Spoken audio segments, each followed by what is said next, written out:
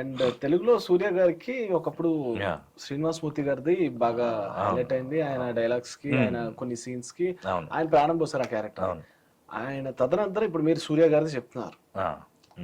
కానీ ఎంతైనా సరే కొన్ని డేస్ వరకు మనం ఆడియన్స్ పక్కన పెడితే మీ చుట్టుపక్కల చేసే వాళ్ళని కానీ మనం వాళ్ళని సాటిస్ఫై చేయలేం.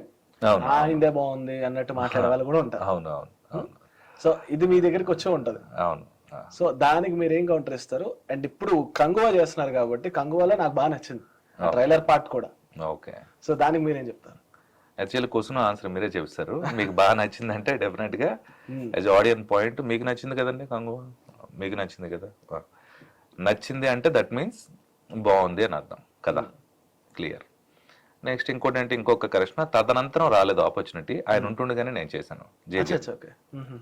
జేబీఎం ఆయన ఉంటుండగానే చేశాను. కోబ్రా అతను ఉన్నప్పుడే చేశాను.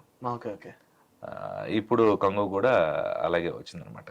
క్రిటిసైజర్స్ గురించి మనం ఏం చేస్తాం, ఎప్పుడు చిన్నప్పుడు నుండి బేసిక్ ఏంటంటే నాకు చాలా కామెడీ కనిపిస్తుంటుంది. మనదేముంది, పవర్ స్టార్ పవన్ కళ్యాణ్ గారినే చేయలేరు, ఈడేం అవుతాడని అన్నారు అప్పుడు. ఆయన టర్న్ చేస్తే ఒక మనకి సూపర్ స్టార్, ఇప్పుడు ఆంధ్ర డిప్యూటీ సీఎం ఆయన కదా. అసలు అంటే అందరినీ జనాలు ఎవరిని వదలరా అని అనిపించింది. అలా ఎవరినైనా క్రిటిసైజ్ చేస్తారా అనిపించింది. అందరినీ క్రిటిసైజ్ చేస్తారు. నాకు ఒక చిన్న కథ గుర్తొస్తుంది. ఒక విత్తనం ఉంటది. విత్తనం ఇలా మనం వేసేటప్పుడు చీమలు దాన్ని తినడానికి చూస్తాయి. అది దాన్ని అధిగమించి దృఢంగా ఉండి కాస్త మొక్కొచ్చింది అనుకో, పురుగులు ఆకులు తినడానికి ట్రై చేస్తాయి. అది కూడా తట్టుకుని నిలబడి ఇంకాస్త అయిందనుకో, పశువులు వచ్చి దాన్ని నమిలేయడానికి ప్లాన్ చేస్తాయి.